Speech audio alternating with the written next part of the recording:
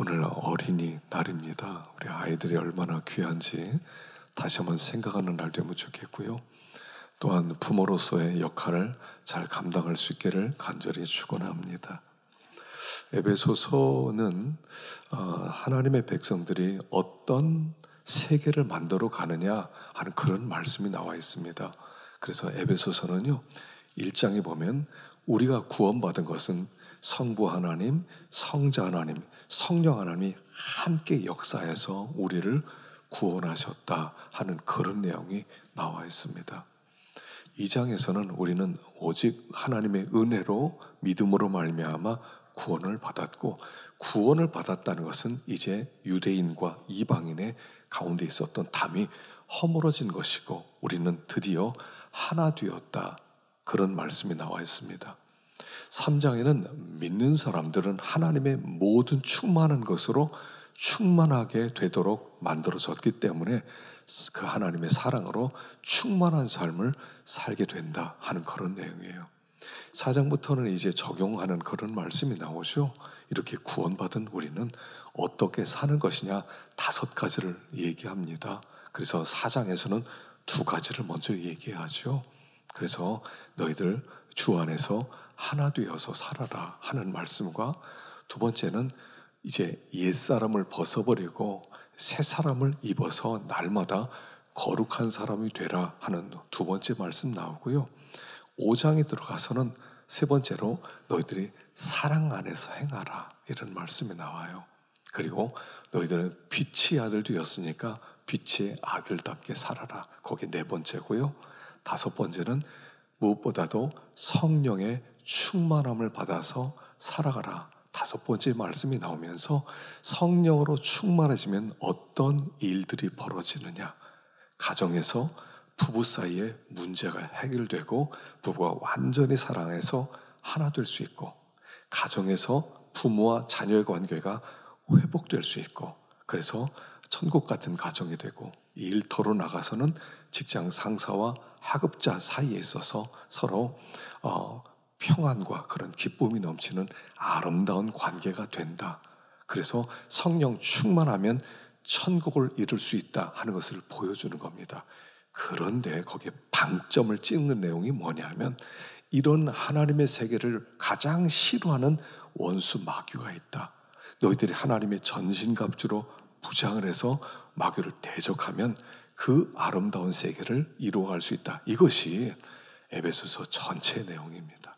그래서 에베소서가 여러 가지 복잡한 게도 있지만 결국 그 내용을 우리에게 이렇게 펼쳐서 보여주고 있는 것입니다. 그 속에서 오늘 본문이 있는 것입니다. 자녀에게 또는 부모에게 하는 말씀 이전에 먼저 성령의 충만함을 받아라 하는 말씀이 먼저 나와요. 그래서 우리가 그냥 단순히 부부관계 회복하자, 부모와 자녀관계 회복하자 이런 게 아니라, 그것은 성령의 충만함이 있을 때만 그런 아름다운 관계가 회복될 것이다 하는 말씀이에요. 그래서 우리가 먼저 성령 충만을 사모해야 돼요. 부모도 성령 충만을 사모하고, 자녀들도 성령 충만을 사모하고, 남편도 성령 충만을 사모하고, 아내도 성령 충만을 사모하고. 그래서 성령으로 충만하게 되면 무슨 일이 벌어지냐면 피차 복종하기 시작한다는 거예요. 상대방의 가치를 귀하게 여긴다는 거예요.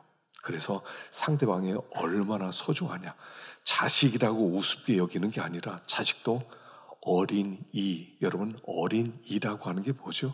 이라고 하는 것은 높임말이에요. 집안에서 때때로 아내가 자기 친구들하고 얘기할 때 그 이가 이런 얘기를 했어, 그 이라고 하죠. 높인 얘기거든요. 어린 이 할 때는 우리 가정에는 높은 분이다 이런 뜻이에요. 부모가 자녀를 생각할 때 높다, 참 귀하다 이런 마음을 품어야 된다는 거죠. 또 부부관계도 마찬가지예요. 남편이 아내를 높이고 아내도 남편을 높이고 그러면 관계가 아름다워진다. 이걸 전제로 해서 오늘 본문이 주어졌다는 것을 아셔야 돼요. 그러니까 성령 충만함이 근본적 전제가 될 때만 가정이 아름답게 천국처럼 될 것이다. 이런 말씀을 하는 거예요. 그리고 오늘 말씀이 주어지는 겁니다. 자, 보겠습니다. 1절 말씀 보겠습니다. 1절 읽어보겠습니다. 시작.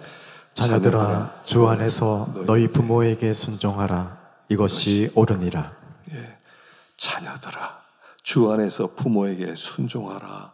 이것이 옳으니라. 자녀들은요, 부모에게 순종하는 게 마땅한 것입니다. 그게 복받는 길이다라고 말씀하세요. 그런데 이것은 부모에게 또한 주는 명령이기도 합니다. 부모는 자녀들의 삶의 목적을 순종에 맞추게 하라, 이런 뜻이에요. 자녀가 부모를 순종하게 만들어라. 이게 가정교육의 가장 중요한 핵심이다. 이런 얘기가 되는 거죠. 우리가 자녀 교육을 시키면요, 우리가 늘 빠지는 함정이 뭐냐면 생존을 해야 되잖아요. 세상에서 먹고 살아야 되잖아요. 그러다 보니까 아무쪼록 아무나 우리가 가지고 있는 생각이 기능 교육에 초점을 맞추고 있어요. 기능.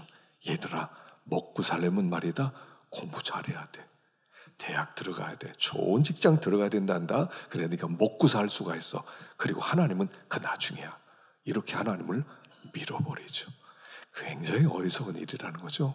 기능교육이 불필요하다는 것은 아니에요. 그러나 기능교육보다 더 중요한 것은 인성교육이라는 거죠. 사람됨이에요. 사람됨. 그리고 그 사람됨의 출발점은 순종이라는 거예요.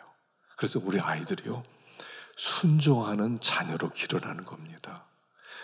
왜냐하면 이 범죄한 인간의 특징이 뭡니까? 거역이잖아요. 교만이에요, 교만. 우리가 하나님을 떠난 다음에 우리 마음 가운데 들어온 것은 교만이거든요. 교만이 뭐라고 그랬어요? 하나님이요, 내가. 나 하나님이야. 나 건들지 마. 나 하나님, 나 누군 줄 알아? 나 하나님이야. 이게 교만이고요. 사람의 마음속에 있는 본성이란 말이에요. 우리 어린이들 생각할 때, 아이들 생각할 때요, 얼마나 아이들이 예쁘고 착합니까? 아이들 꼼지락대고 어릴 때부터 태어나서부터 귀여운 짓 하면 부모의 마음이 막 녹아지지 않습니까? 근데 기억하세요. 우리 자녀들은 다 호랑이 새끼예요. 우리 아이들이요, 끝까지 그렇게 착할 것 같으세요? 아니에요. 호랑이 새끼예요. 그 속에 야성이 있어요. 그리고 내버려두면 그 야성이 어떤 아이로 만들어갈지 몰라요. 그렇기 때문에 자녀 교육의 초점을 순종에 맞추게 하는 거예요. 순종하는 자녀가 되게 하면 그게 성공한 자녀 교육이에요. 그런데 이 순종하게 하려면요, 아이들 절대로 순종하지 않습니다. 그냥 부모의 순종해. 내가 너를 낳았어. 넌 내 말 들어야 돼. 안 듣습니다. 하나님이 아담과 하와 창조했는데도 하와와 아담이 하나님 말씀 안 들었는데 우리 자식이 부모 말 들을 것 같으세요? 그래서 부모 말을 들으려면 제일 먼저 해야 될 일이 있어요. 그게 뭐냐면 아이가 예수를 믿어야 돼요. 회심해야 돼요. 여러분, 교회 나오면요, 저절로 예수 안 믿습니다. 예수 믿는 것은 제가 늘 하는 얘기예요. 돌 위에 씨 심는 거예요. 돌 위에. 여러분, 돌 위에 씨 심을 수 있어요? 돌 위에 씨가 안 심겨져요. 그게 예수 믿게 하는 거예요. 예수 믿는 것은 예수 믿어! 이렇게 되는 게 아니에요. 정말 이 아이가 하나님을 만나야 되거든요. 그래서 부모의 첫 번째 사명은 뭐냐면 어떻게 해서든지 우리 아이가 하나님을 만나야 돼요. 우리 부모 정도 되면 알잖아요.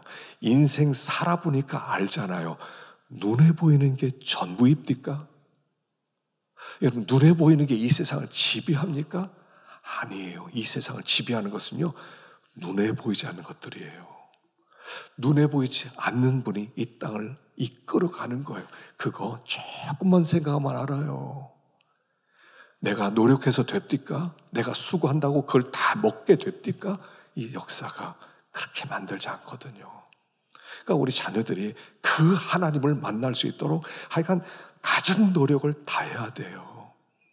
아이들에게 어떻게 해서든 영적인 세계에 접촉할 수 있도록, 하나님의 세계에 접촉할 수 있도록 물질 세계만 접촉시키지 말고 하나님의 세계에 접촉할 수 있도록 아이가 은혜 받을 수 있도록. 수련회 간다 그러면 다 그만두고 야 수련회 참여해라. 어떤 부모는요 수련회 있는데 필요 없대요. 학원 가야 되는데 그때 뭐 종합 뭘 한대. 바보예요, 바보.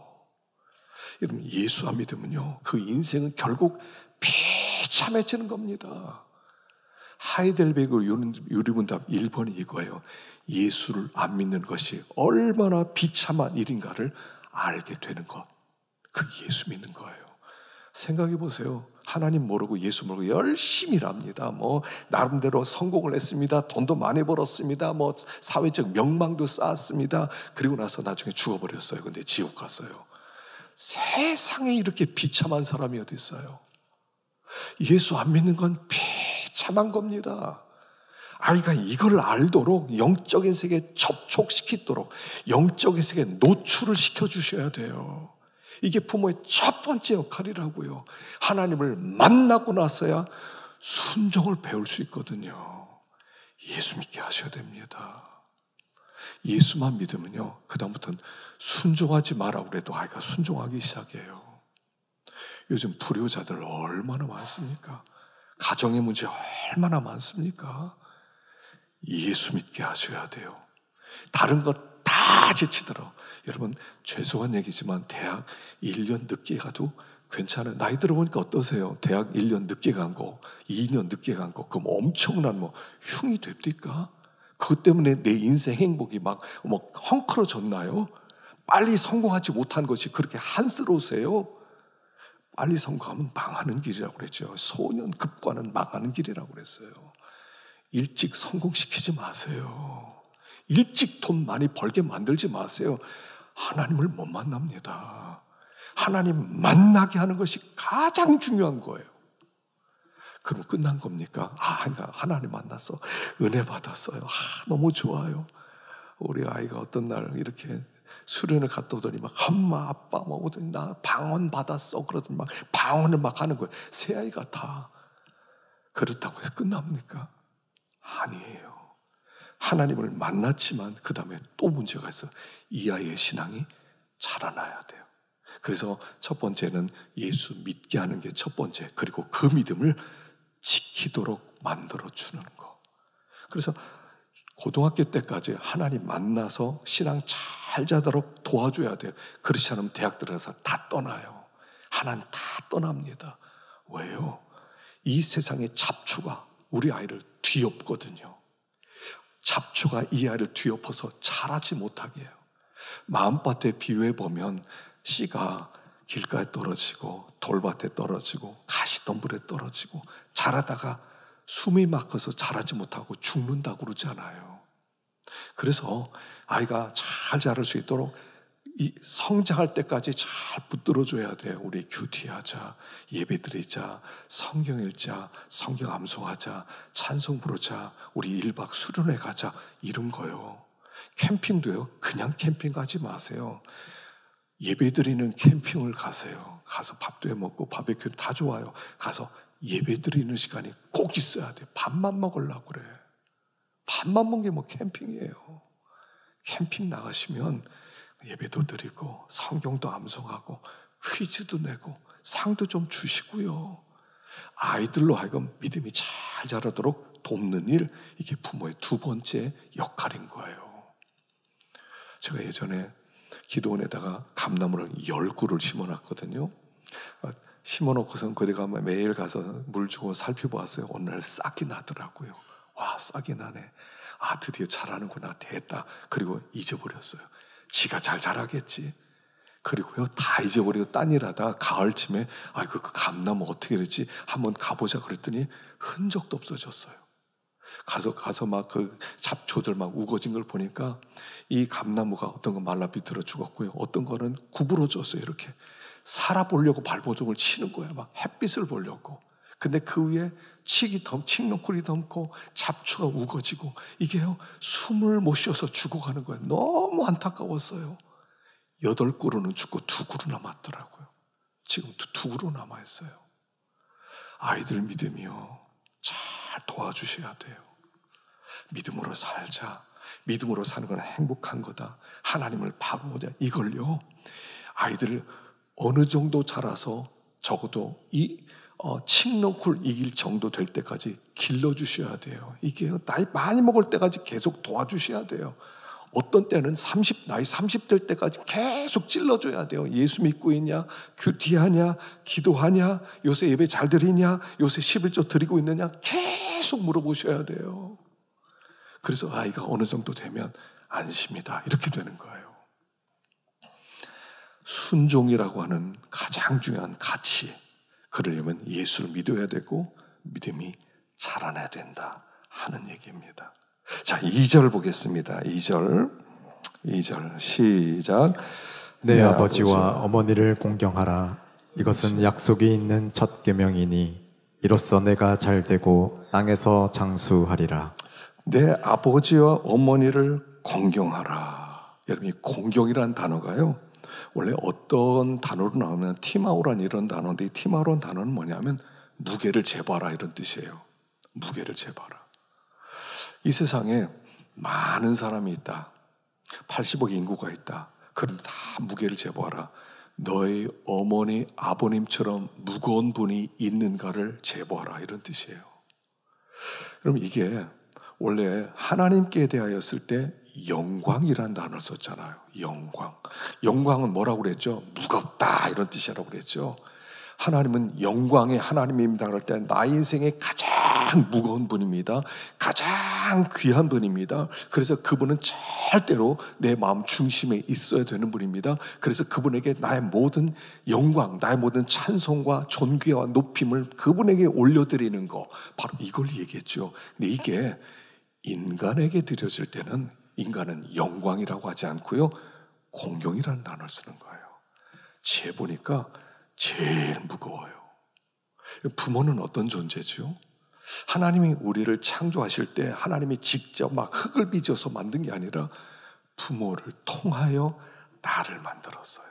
그러니까 창조는 하나님이 하셨는데 부모를 통하여 창조를 했어요. 그래서 부모님은 눈에 보이는 창조주와 같은 거예요.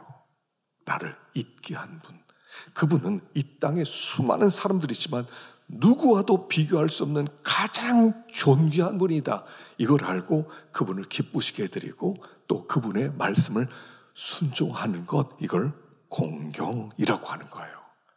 그래서 이것을 약속 있는 첫 계명이다. 첫 계명을 했어요.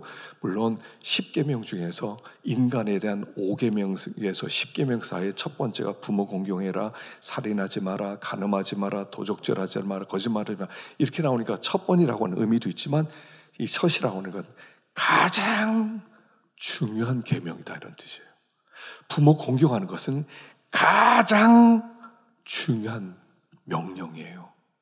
그래서 이 중요하기 때문에 부모를 공경하면 거기에 복된 길이 열린다는 거예요.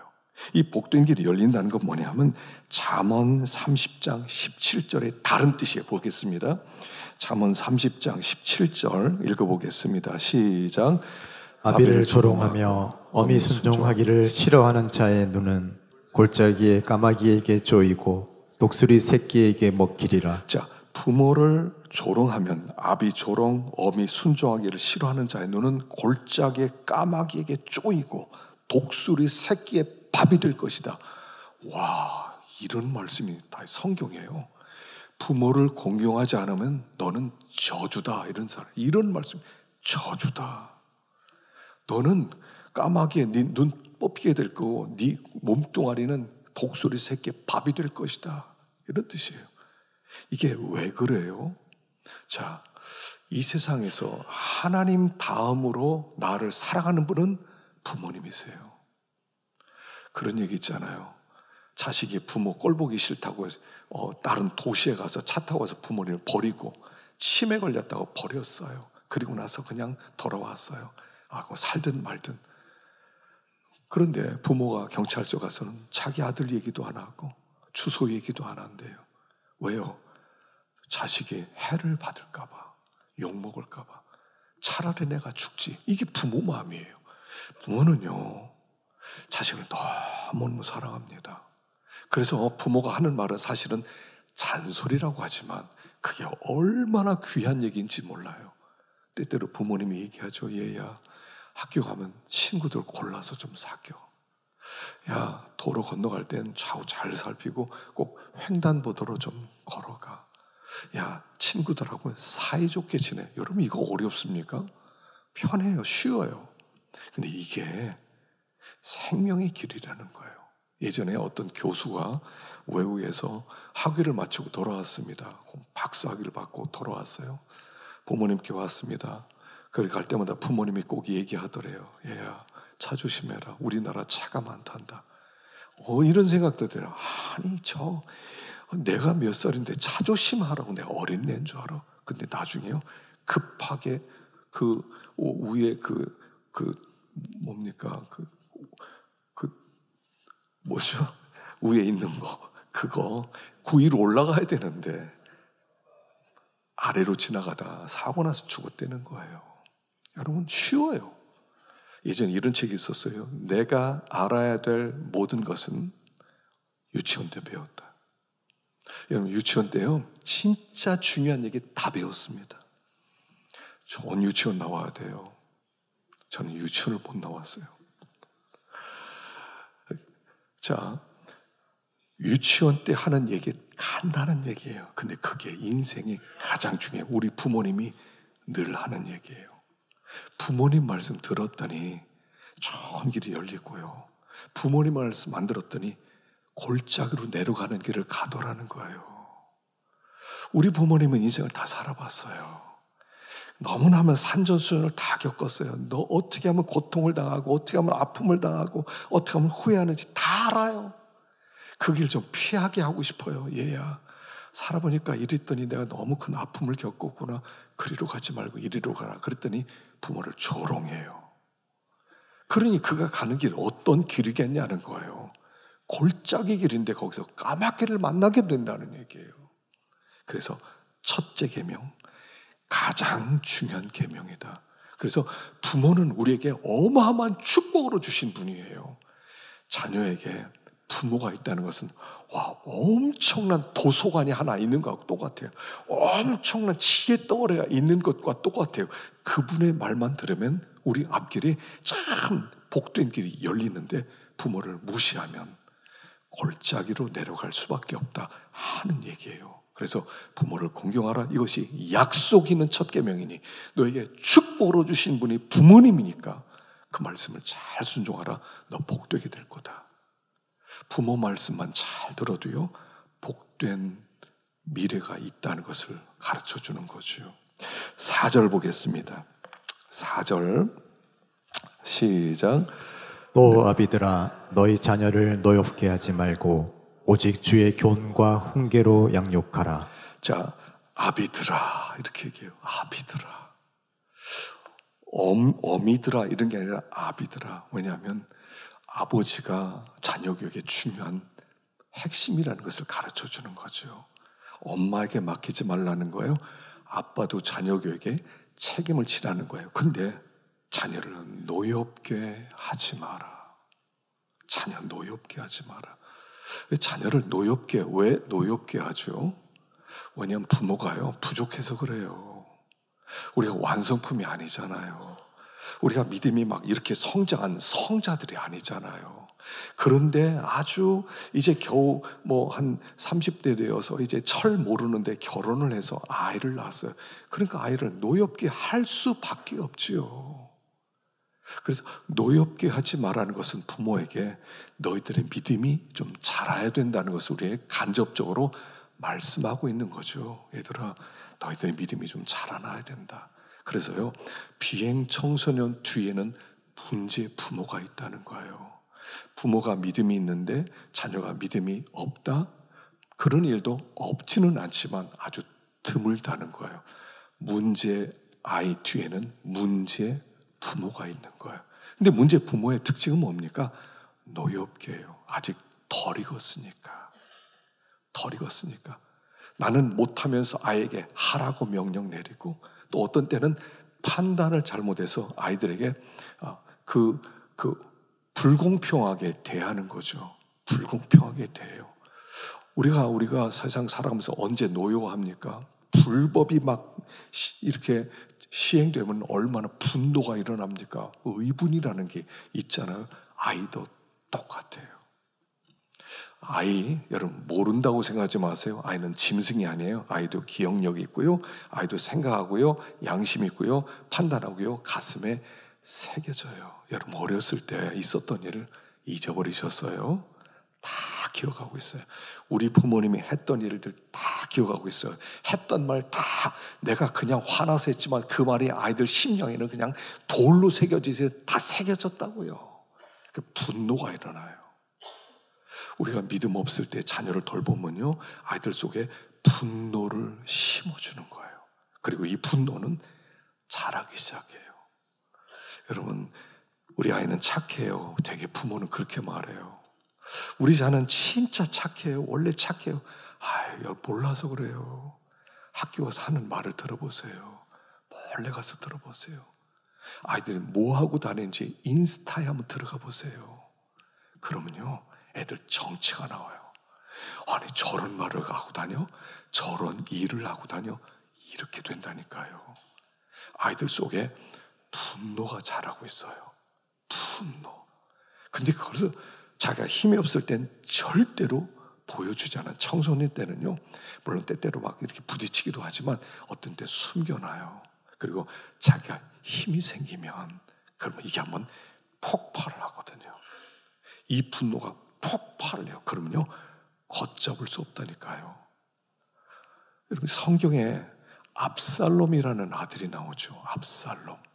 다윗에게 첫 번째 아들이 암논, 두 번째 아들이 압살롬, 세 번째 아도니아, 그리고 솔로몬이에요.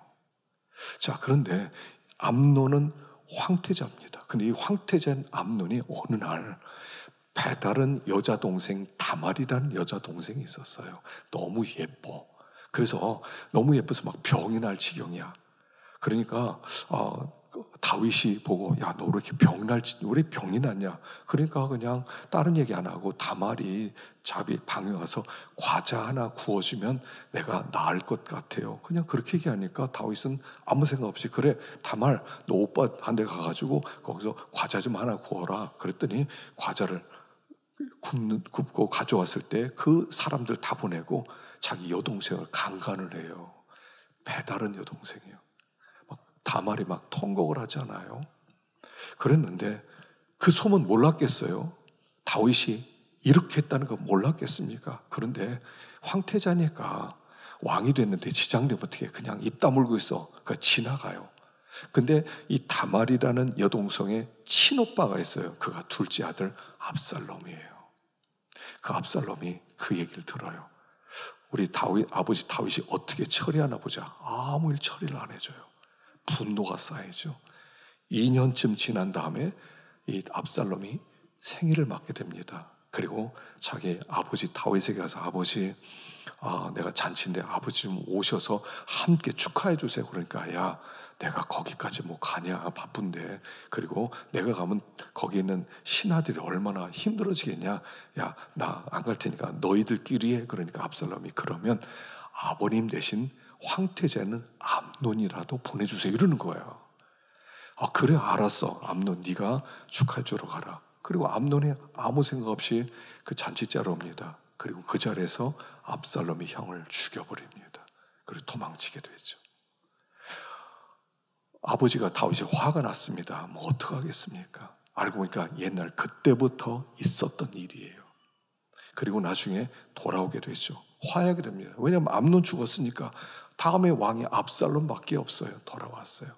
근데 압살롬 하면 이 분이 안 풀리는 거예요. 나를 이렇게 만든 우리 아버지 죽여버린다. 그게 반역이에요. 그게 쿠데타가 일어나는 거예요. 어마어마한 쿠데타가 있습니다. 그 유다 왕국의 최고의 쿠데타였어요. 그게 분노에서 시작되는 거예요. 우리 아버지 죽인다. 못할 것 같으세요?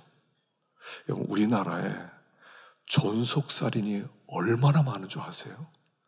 뉴스에는 절대로 못 내버리게 합니다. 뉴스에는요, 아들이 아버지 죽였다, 엄마 죽였다, 못 나오게 돼 있어요. 이게 금기어예요. 존속살인 금기어예요. 근데 많이 일어나고 있어요. 자녀가 아버지 죽이고 어머니 죽여요. 평소엔 몰랐어요. 그냥 착하고 말 잘 듣는 줄 알았어요. 근데 속에는 분노가 이글이글 타고 있는 거예요.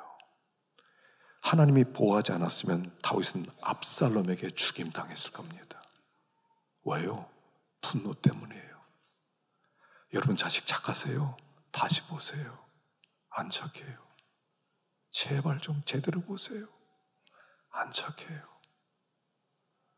믿지 말라는 얘기가 아니에요. 제대로 좀 우리가 기르자는 거예요. 우리 아이들 마음속에는 한을 좀 풀어주자는 거예요. 마음속에는 이 분노요. 통곡을 해야 돼, 아이가. 통곡을 해야 돼요. 그래야 풀리는 거예요, 이게. 근데 착하다고 그냥 믿고 있어. 말 잘 듣는다고. 죽을 때까지 어쩌면 이 아이는 이 분노를 품고 살 수도 있어요. 그러면 아이의 가정도 편하지 않고요. 행복하지 못해요. 그래서 노엽게 하지 마라. 그래서 이때 필요한 아이가 어느 순간이 되면 대화를 해야 되는데 대화를 안 해요. 대화가 안 될 때는 영혼의 대화가 필요하대. 영혼의 언어. 영혼의 언어가 뭐냐면요. 행동이래요. 말로 못할 때 행동으로 보여주는 행동으로. 내가 너를 이렇게 사랑한다. 내가 정말 잘못했다. 이걸 행동으로 보여줘야 된다는 거예요. 그럼 아이는 중심의 소리를 읽을 수 있다는 거예요. 그래서 노엽게 하지 마라. 이제까지 실수한 부분들에 대해서는 아이들에게 어떤 때는 잘못했다고 아이들에게 정말 이야기를 진지하게 얘기를 하고 아이의 분노를 좀 풀어주어라. 그런 얘기예요. 그리고 나서 두 번째는 여기 교훈과 훈계로 양육하라 그랬어요. 교훈과 훈계. 여기 교훈이라는 이 단어는 똑같이 쓰였던 곳이 히브리서 12장 6절에 있습니다. 읽어보겠습니다. 시작. 주께서 그 사랑하시는 자를 징계하시고 그가 받아들이시는 아들마다 채찍질하심이라 하였으니. 여기 교훈이란 단어와 징계란 단어는 같은 뜻이에요. 파이데이아라는 단어를 써요. 파이데이아라는 것은 뭐냐면 자식 만들기, 아들 만들기 이런 뜻이에요. 그런데 그 징계는 채찍질도 포함된다는 거예요. 그게 하나님이 우리를 다루는 방법이세요. 하나님 우리를 때때로 채찍질로 다루세요. 우리가 미련하면, 말씀대로 살지 않으면, 하나님 말씀을 계속 듣는 책망을 들으면서도 순종하지 않으면 매가 한 번 와요. 큰 매도 있고 작은 매도 있어요. 그래서 때때로 우리가 매를 맞죠. 그 매를 안 맞았어요? 자식이 아니란 뜻이에요. 자식은 매를 댈 수밖에 없어요. 내 자녀가 잘 되기를 원하거든요. 교훈과 여기 그 교훈과 훈계. 훈계라는 단어는 경고란 뜻이에요. 경고. 교훈은 징계, 훈계는 경고. 말로써 어떤 때는 매로써 아이들을 바로 세라. 이 말은 뭐냐면 너희 자식 우상 만들지 말라는 거예요. 우상 만들지 마라. 자식 귀하지 않은 사람 어디 있어요? 자식이 귀해요. 그러다 보니까 자식을 우상처럼 높여요. 하나님도 다 제치고 우리 자식 기죽이면 안 돼. 우리 자식 잘 돼야 돼. 말씀 보고 다 제쳐요. 그럼 자식 망치는 거라는 얘기예요. 하나님은 우리를 그렇게 다루지 않아요. 그래서 아브라함에게 어느 날 이삭 바치라고 그러죠. 너의 사랑하는 아들 이삭 바쳐라. 이삭을 바쳤어요. 예 하고 이삭을 바칩니다. 여러분 하나님이 그래 네가 나를 진짜 사랑하구나 이걸 알았어요. 이삭에게는요 하나님을 만나는 계기가 돼요. 우리 아버지는 나를 그렇게 사랑하는데 그렇게 따뜻하게 대하는데 하나님의 말씀이라면 야, 난 눈에도 없네. 눈에도 없네. 하나님이 제일이네. 우리 아버지는 하나님을 진짜로 믿는 사람이다. 그러면서 신앙이 들어가요. 부모가 이만큼 하나님을 사랑한다는 것을 보여줘야 그때 자식의 마음 가운데는 비로소 신앙을 보게 되는 거예요. 신앙은 보여주는 거예요. 들리는 게 아니에요. 복음은 보여지는 거예요. 그래서 아브라함의 이삭에게 신앙을 심어줬던 방법이 징계, 그에게 또 다른 징계의 모습이었다는 것이에요. 자, 그래서 여기 잠언서 29장 15절 읽어보겠습니다. 시작. 채찍과 꾸지람이 지혜를 주거늘 임의로 행하게 버려둔 자식은 어미를 욕되게 하느니라. 17절 시작. 내 자식을 징계하라. 그리하면 그가 너를 평안하게 하겠고 또 내 마음의 기쁨을 주리라. 22장 6절 시작. 마땅히 행할 길을 아이에게 가르치라. 그리하면 늙어도 그것을 떠나지 아니하리라. 예, 다 자녀를 채찍질하라는 거예요. 물론 어렸을 때는 매를 때릴 수 있지만 청소년기에 들어서는 매를 때리면 오히려 더 역효과가 나올 수 있죠. 다른 방법의 징계가 필요하겠지요. 그러나 중요한 것은 매로 아이들 속에는 어리석음이 나갈 수 있다면 매를 들어야 된다라고 가르쳐 주는 거예요. 자식을 우상화시키지 말라는 거예요.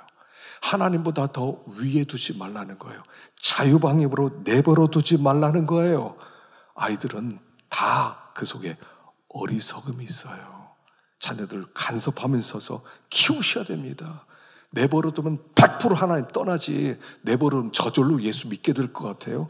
어떤 부모들은 저절로 예수 믿을 거래. 자기 자식은 착하니까 저절로 예수 믿을 거래. 안 믿어요. 안 믿을 거예요. 내버려두면 반드시 하나님 떠나게 돼 있어요. 이 세상의 유혹이 얼마나 강합니까? 그래서 자식은 귀하지만 귀하기 때문에 징계를 해라 하는 말씀이에요. 성경에 부모 교육이 잘못된 예하는 사람이 있는데 그가 므낫세예요. 므낫세는 나중에 얼마나 악합니까? 북이스라엘, 남유다 왕 모든 왕이 합친 것보다 더 악한 일을 해요. 하나님 나중에 어떡합니까? 야, 므낫세 때문에 유다는 멸망이다. 그래서 나라를 멸망시켜요. 므낫세 때문에. 그 아버지가 누굽니까? 히스기야예요. 역대 가장 칭찬 들었던 왕 중에 하나입니다. 근데 히스기야는요 25살 때 왕이 돼요. 29년간 통치합니다. 54살의 세상을 떠나요. 39살 때 그가 병이 들게 됩니다. 병이 드는데 죽을 병에 걸렸을 때 하나님께 간구를 하죠. 기도합니다. 하나님께서 그 기도를 들으시고 그에게 15년 동안 생명을 연장시켜 주세요. 그리고 3년 뒤에 난 아들이 므낫세예요. 므낫세가 12살에 왕이 되었거든요. 자, 그런데 히스기야가 생각해 보세요.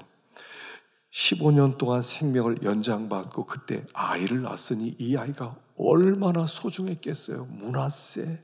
그러면요 너무 소중한 아들이에요. 더군다나 히스기야 말년에 그의 신앙의 암흑기를 만나게 됩니다. 자, 역대하 32장 24절 읽어보겠습니다. 시작.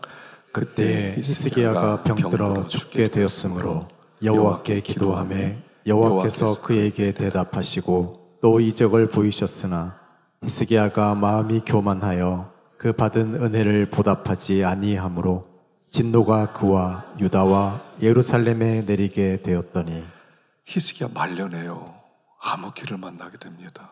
마음이 교만해져요. 편안하게 사는 게 제일이다. 하나님이 막 진노하셨는데도 살아생전 편안하면 되지. 내 자식 때야 죽든 말든 망하든 말든 관계없어. 이렇게 영적 흑암기로 들어가게 됩니다. 여러분, 우리가 항상 깨어 있어야 되는 이유가 바로 이겁니다. 우리가 신앙의 암흑기를 만나면 자식들 똑같은 암흑기를 만나게 될 것입니다. 아이들은요 부모가 갔던 길을 그대로 따라가게 돼 있어요. 왜냐면 우리 부모님이 어떻게 했지 나도 그렇게 해야지 이게 있거든요. 그래서 잘못된 길을 갔는데 이 히스기야가 막 개혁을 하고 막 하나님 앞에 바로 서려고 이럴 때는 못 봤어요. 그리고 암흑기에 있는 히스기야만 봤어요. 그러니까 므낫세가 그런 악한 왕이 될 수밖에 없었던 거예요. 우리가요, 항상 깨어 있어야 돼요. 성도가 항상 깨어 있어야 돼요. 다성에 젖으면 안 돼요. 무슨 일이 있더라도 믿음에 항상 서야 돼요. 나는 요즘 이렇게 어려운 이런 시기를 만나서 나는 하나님 믿고 뭐 필요 없어. 이런 때 있으면 안 돼요. 하여간 어떻게든 자기를 일깨워야 돼요. 계속 깨어 있어야 돼요. 하나님 앞에 근신해야 돼요. 믿음으로 살아야 돼요. 예배에 빠지지 말아야 돼요. 기도를 멈추지 말아야 돼요. 왜 우리가 이렇게 한 달에 한 번씩 성찬식 하는 줄 아세요? 십자가 사랑에 좀 깨어 있자는 거예요. 십자가 사랑, 나를 위해 죽어주신 그리스도의 사랑, 나의 나됨은 십자가에 있다. 나를 이렇게 사랑하시는 하나님이 계시다. 난 이분을 떠날 수가 없다. 난 믿음으로 살 것이다. 이걸 매번 깨우치자는 거예요. 그렇게 하지 않으면 우리는 그냥 나락에 떨어지는 거예요. 하나님이 뭐가 없어요. 눈에 보이는 게 세상밖에 없잖아요. 돈밖에 없잖아요. 어떻게 안 빠질 수가 있겠어요? 성찬식은 뭡니까? 성찬식은 하늘나라를 보여주는 거예요. 너희들은 땅 소속이 아니라 하늘 시민권자들이다. 이 땅에서 살 자들이 아니라 나에게 와서 함께 영원을 누릴 자들이다. 이걸 보여주는 게 성찬식 아닙니까? 깨어있지 않은 거예요. 우리 깨어있자. 기상하는 거예요. 기상. 성찬식은요, 기상 이런 거예요. 일어서 정신 차려. 지금 그렇게 살면 안 돼. 그걸 말씀해 주는 거란 말이에요. 우리 육신은 계속 그냥 다운되거든요. 세상 바라보고 잠자는 거 좋고 예배 드리는 거 누가 좋아요? 그냥 쉬는 게 좋지, 누워있는 게 좋죠. 그렇게 살면 안 된다는 거예요. 그렇지 않으면 우리 자녀들요, 히스기야 하나님 앞에 섰을 때 과연 어떻게 했을까요? 야, 네 자식이 므낫세다. 네 자식 때문에 나라 망했다. 유다 망쳤다. 여러분, 자녀교육은요, 사명이에요. 우리 아이들 적당한 아이돌을 만들겠다. 먹고 사는데 지장 없는 애들을 만들어. 꿈 깨세요. 그렇게 하지 마세요. 믿음으로 사는 자녀 만들 것이다. 하나님이 사랑하는 자녀로 만들 것이다. 주님 손에 붙들려서 하나님께는 영광이고 모든 사람에게는 기쁨이 되는 자녀로 만들 것이다. 작정하시기 바랍니다. 이 우리 사명이에요. 자녀 하나만 잘 길러도요. 모세를 낳았던 그의 아버지 아므람과 요게벳은 어떻게 했습니까? 왕의 명령을 두려워하지 아니하고 자식을 숨겨요. 발각나면 자식 다 죽는데, 가족 다 죽는데 그 아이를 숨겨요. 그 신앙이 모세에게 들어갔고 아론과 미리암에게 들어갔던 거예요. 하나님 우리에게 자녀를 보내셨는데 그 자녀가 뭐가 될지 몰라요.